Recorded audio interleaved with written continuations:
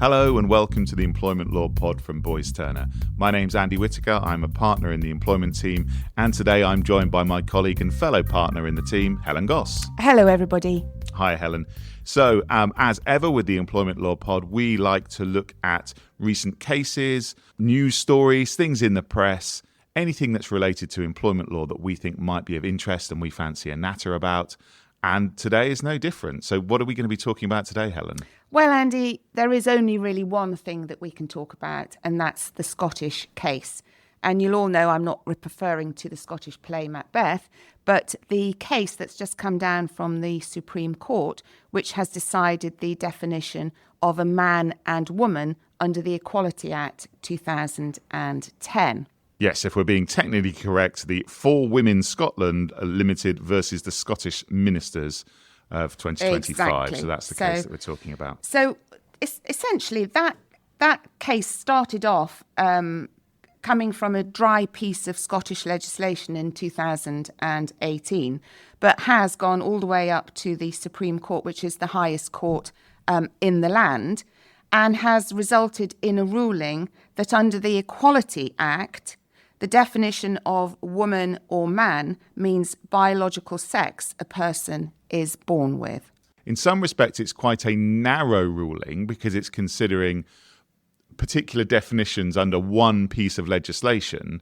But although it's narrow in that sense, it has very broad repercussions. Yes, and you and I have discussed this before, but what it is that it is a legal ruling on the definition of man and woman in discrimination law under the Equality Act. Yeah, so what it is not... Go on then. Yeah. What is it not, Andy? What it is not is the Supreme Court judges making any value judgments as to what they may personally think a man or a woman should be.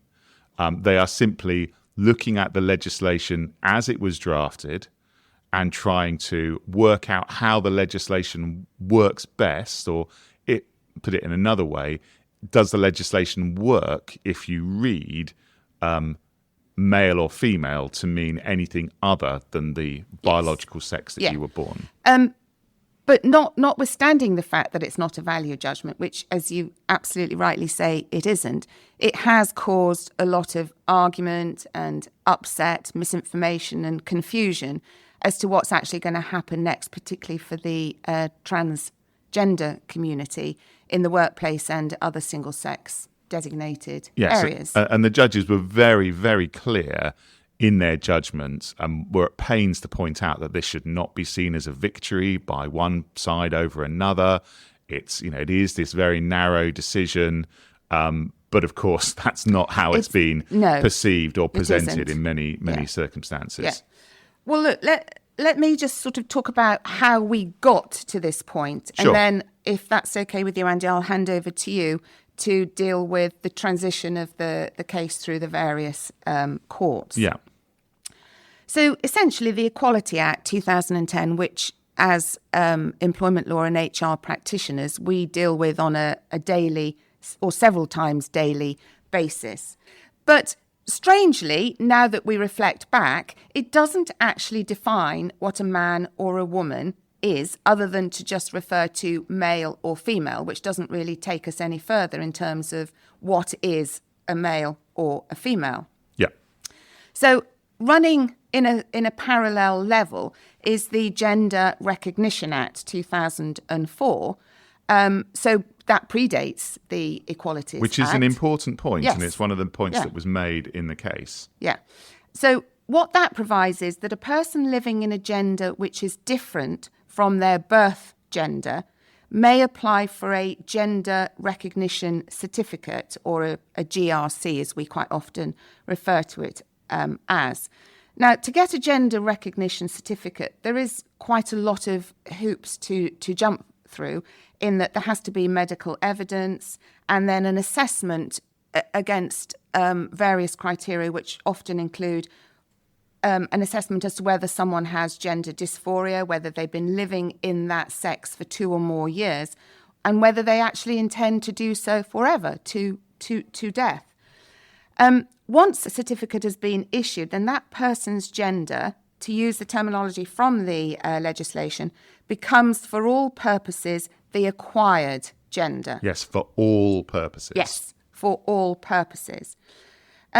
So I think the prevailing view up until the Scottish case was that a woman or a man is either a biological man or woman or a transgender man or woman who has a gender recognition certificate. Yes, I think that was I think the accepted position. Yes, yeah, until the Scottish case. So, Andy, drum roll.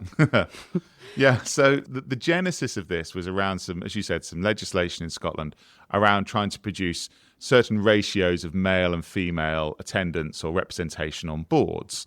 And in some guidance that was produced by the Scottish government, it clarified or sought to clarify that when they were talking about women, for example, they included both biologically born women and trans women as well.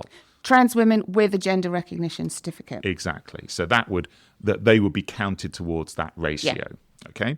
And that was something that was then challenged. And that's the genesis of this litigation. And it's challenged on the basis of, but what does the definition of man and woman mean for the purposes of the Equality Act? And as you've identified, there is no definition. There is no definition. We know from the Gender Recognition Act of 2004, as you said, that for all purposes, someone becomes their transitioned gender or their lived gender. Their lived gender once they're in receipt of a gender recognition certificate. But there's also a carve-out. And this carve-out says that that is the case subject to provision made by this Act or any other enactment or any subordinate legislation. So that then is the problem that led to the Supreme Court case. Yeah, so in slightly less legalese, that's the case unless there's some other law that says otherwise. Yes. That's essentially what it's saying. And presumably then, Force Women Scotland challenged the definitions on that basis. Absolutely. And they were saying that essentially that carve-out applies in respect of the Equality Act. Yes. And therefore, acquisition of a GRC does not result in you being considered to be a woman or a man simply because you are in possession of a GRC. And of course, there's been a lot of debate, not least in political circles, where politicians of whichever colour have constantly been asked, what is a woman? What is a woman? And it does cause an awful lot of avoidance and almost squirming from politicians when they're asked that question, doesn't it? It does. And I think it still remains a live question because, what is a woman? We know the answer to that for the purposes of the Equality Act, but only for the purposes of the Equality Act only. Yes. So what someone's lived experience might be, what their personal circumstances might be, how they feel, that's not boiled down to the definition of the Equality Act. So it remains quite a difficult question to answer because, as we know in political debate, nuance gets lost, doesn't it? If you excuse the pun, everything needs to be binary. You're either right or you're wrong. There's no room for ambiguity. So that's why that question keeps getting put to politicians to answer. And in light of the judgment that we're going to talk about in a minute, it feels like there's really one answer that can be given. And many politicians are relying on the crutch of just saying, well, the Supreme Court says it's this. But that also goes to an interesting point about this particular case. And that is that we've got this uncertainty about what the Equality Act means. And that's the genesis of the case. And we had some exactly. uncertainty. So potentially the simplest way to resolve that is for Parliament to legislate. Because the courts don't make law. What courts do is they interpret the law that exists. So this could have been resolved if Parliament had passed legislation saying, well, the Equality Act says man and woman. What it means in the Equality Act is X, Y, and Z. Yes. And do you think it's because it's a political hot potato that they didn't do that and left the job to the Supreme Court? I think that's probably a fair assumption, that it's politically such a difficult issue to deal with that both the previous government and the current government left it alone to a certain extent. So the Supreme Court is the highest court in the land. So there are no other appeal routes left in respect of that judgment. So the only way now that we can get further interpretation is through case law, isn't it? Yeah, that's right. So we're getting ahead of ourselves a little Sorry. bit. No, Yep. that's fine. But you're right. It is still scope for Parliament to address this through legislation or to change things or to change the law as it stands. The Supreme Court has just said that on the basis of the law as it is currently written, this is the correct interpretation. And it's important, I think, to stop for just one moment as well to talk about the Supreme Court, because the Supreme Court, if you envisage in your mind for one moment a court, maybe you've been watching Judge Judy in America or Judge John Deed or any crime procedural or court procedural. It's not quite as exciting as that, is it? It's not as exciting as that. And also, what you do not have are witnesses, fundamentally. No. What you have are legal representatives who are making submissions, legal submissions, quite dusty and dry submissions on technical points of law, which the judges then need to consider. You don't have individuals turning up and giving evidence of their personal experiences. No, what you do often get is several interested parties coming together to join in the proceedings, because the definition or the interpretation is very important going forward. I was involved in a House of Lords case because it was when the Supreme Court came into being in 2009. Which essentially replaced the House of Lords. Exactly. And it was about the rights of employees in a different jurisdiction to actually bring proceedings in the UK. And there were several parties on both sides, and it was what you would call a test case. And there were hours and hours going back, looking through Hansard as to the placing of the word "and." Yes. And I have to say, I thought, these are 4 days I will never get back. You made a valuable contribution to jurisprudence in the UK, Helen. Never forget that. I did. Thank you, Andy. But you're right. So what you get are interested parties, normally representatives of organisations, of advocacy groups, those sort of parties, making representations. What you don't have is individuals turning up and saying, well, this is what I think. And there has been some criticism of the Supreme Court. I was going to say, because they refused some individuals, but then were there other interested parties other than the ECHR?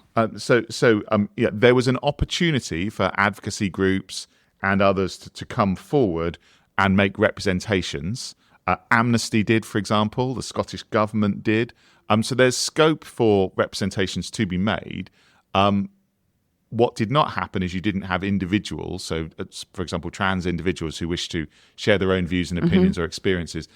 They were not granted permission to make representations in this case. But that is not unusual for the reasons that we've set out. No. You can have advocacy groups doing it, but it's not normally the case that an individual will be granted the opportunity. No.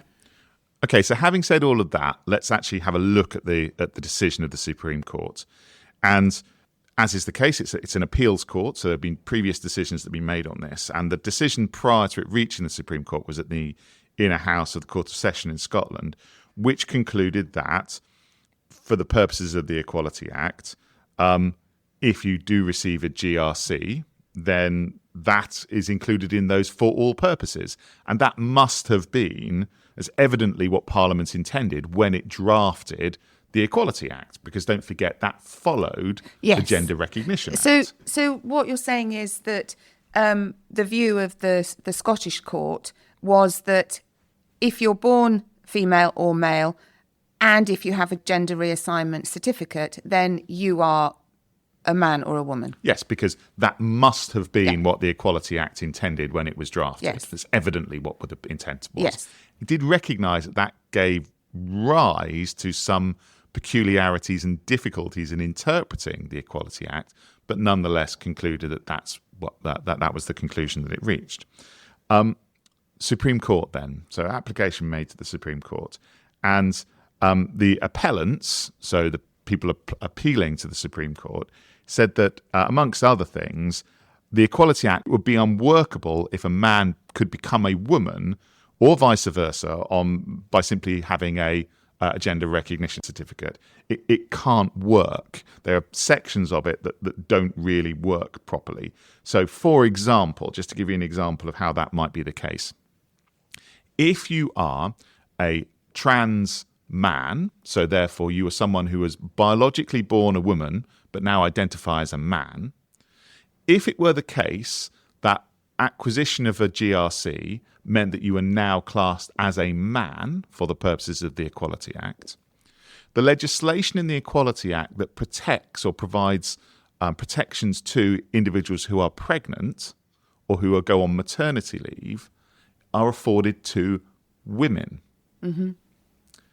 But that individual would no longer be a woman for the purposes of the Equality Act, because they are now a man because they are in possession of a GRC. And presumably that was a problem because transgender men can technically still be pregnant. Absolutely that. So you could have the circumstances where you have a trans man who is pregnant but then is denied protection under the Act in respect of that pregnancy or any maternity leave that they might go on, if they are in possession of a GRC. But if they are not in possession of a GRC, then they do have protection. Then they would have protection because they are a woman. So would they not get the relevant protection under the gender reassignment protected characteristic? No, not in those circumstances, because it's really about something being given to you as a woman. It's a right, it's a protection, something that you get as a woman. Understood. So, and also representations were made about how this would also lead to the erosion of women-only spaces, which again is a really That's a big part of this whole debate now, isn't it? A hot topic, absolutely. Yeah. Whereas the respondents in this case, so the Scottish government, essentially ran the same argument or similar arguments to that were upheld in the initial hearing in the lower court, that basically the Parliament must have had the GRA, the Gender Recognition Act, in its mind when it drafted the Equality Act. So it knew all of this in advance, and it must have taken that into consideration, and it knew the all-purposes provision, and nonetheless it still drafted it in the way that it did, so it must have meant it to be this.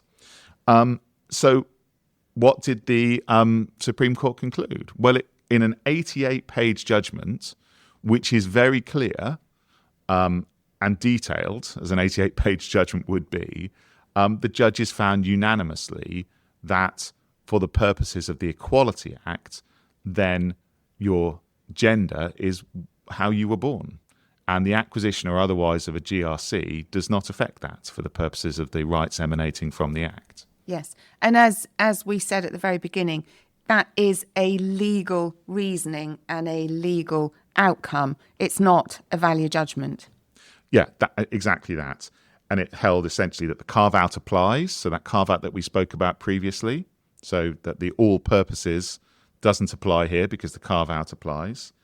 It said that you can really only read the Act coherently and for it to make sense if biological sex is what we're talking about. Otherwise, you'd have, sort of, for example, two subgroups where you'd have trans people both with a GRC and without a GRC that you would have to treat differently. Yes. And also there's sort of practical difficulties that arise as well. So, for example, if you have a gender recognition certificate, GRC, that's a confidential matter. And it's a criminal offence to disclose matters pertaining to an individual's GRC to others where it's been acquired in an official capacity, rather. So if you're having to differentiate between a man who does have a GRC and who does not have a GRC, for example, then you're having to potentially explain why someone gets certain rights and someone doesn't get the same rights. You can only really do that by identifying the fact that they have a GRC, which may give rise to criminal liabilities because you're not allowed to disclose that. Yes. So that there's more, but essentially that's where we find ourselves. And the Supreme Court was also very keen to point out that, of course, the protections afforded to the trans community via the gender reassignment being a protected characteristic under the Equality Act continue to apply. Well, of course, yes. So it is not that the trans community is left without protection, but it does mean that, at least for the purposes of the definition of male and female, we are looking at biological sex. So, Andy, the $6 million question is, what are employers to do? Because the judgment is, as you said, in 88 pages, very, very clear. I was listening to the radio or the TV yesterday, and the education minister was on, and she was asked specifically whether transgender men or women could be stopped from using their lived gender toilets or changing rooms. And she looked extremely uncomfortable, but said, yes, they can. Yeah, and look, I think this is an example of how a very clear, very precise, very detailed judgment can have very imprecise, unclear, and uncertain implications. And in recognition of that, the Equalities and Human Rights Commission came out very quickly and said that they would be seeking to, or they will be working very hard to produce revised codes of practice for employers and other organisations to address some of the complications and uncertainties that arise from this decision, primarily in areas such as single-sex spaces, changing facilities, toilet spaces, that kind of thing. Because those are the things that are going to be on the mind of employers and businesses, I think, most absolutely. It's always, and I'm not being flippant, but it is nearly always issues in respect of toilets and changing rooms that come to the forefront in the work environment. Yeah, and single-sex spaces. And there's wider discussions to be had, of course, around access to competitive sport or that kind of thing too. But I think that the thing in most people, in the forefront of most people's minds is around those sort of issues. So the question does arise, well, what should employers be doing at this time? It's quite difficult to advise in detail until such time as we do see and absorb the EHRC guidance. I think probably with certainty, there are some things that we know for certain. So what we know for certain is that an employer is, for example, required to provide single-sex facilities. Yes. So it is required to provide toilets for male and female employees. And we now know with certainty, following the Supreme Court judgment, that when we talk about male and female, we mean biological sex. And so an employer is obliged to say, this toilet here is for men and this toilet here is for women, for example, because you are required to provide those single-sex spaces. So it's not going to be sufficient to designate all toilet facilities as unisex? No, because there's an obligation to provide single-sex spaces. Now, what employers can do is they can say, well, these facilities on floor number 1 are single-sex and these facilities on floor number 2 are unisex and anyone can use them, for example. And then anyone can make their decision where they go. But of course, not all employers are large enough or have the money or have the facilities available to do it. So, yeah, like I said, this is the example of a very clear judgment, a very clear guidance giving rise to some uncertainties.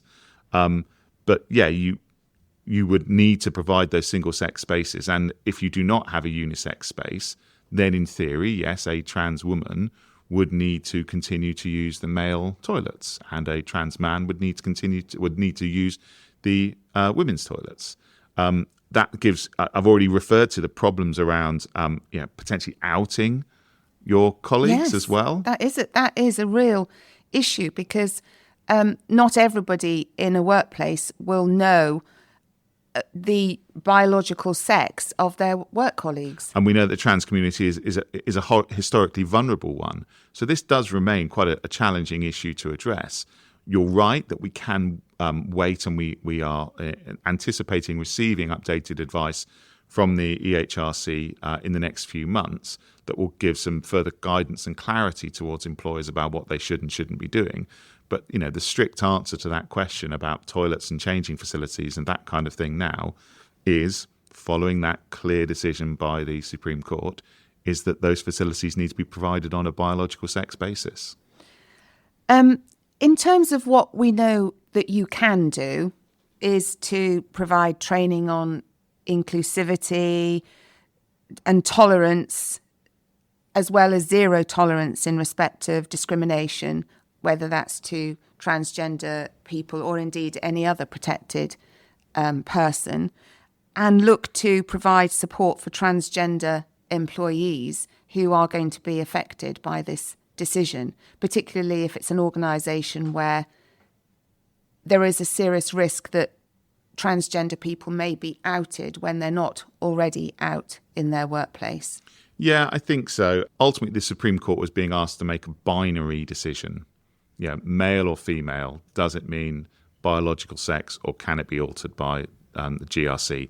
That's a yes or no answer, and it gave its answer. So we've got a binary outcome there. But actually, the implications of it are not binary, and there are many different ways that this can complicate the lives of individuals, or at least put some challenges in front of employers as to how they manage those situations. I think although we have some clarity about the law, it does require individuals and employers to continue to demonstrate empathy and understanding towards all of their colleagues in the workplace to try and ensure that everyone's dignity is protected. And in the past, a lot of women who are sharing changing rooms with transgender women may now feel empowered to say they no longer wish to. Yes, I think that may well be the case. But I think it is important for employers to continue to demonstrate inclusivity, understanding and empathy towards everyone in the workplace. You're absolutely right, Andy. There are a lot of challenges down the road, but we will revisit when we hear more from the ECHR. Okay, well, thanks as ever, Helen. Always enjoyable. Thanks, Andy, and thanks, everybody. If you're interested in checking out any more episodes in this series, then you can go to the Boys Turner website. You can also follow wherever you listen to this podcast. Thanks again, everyone, and goodbye.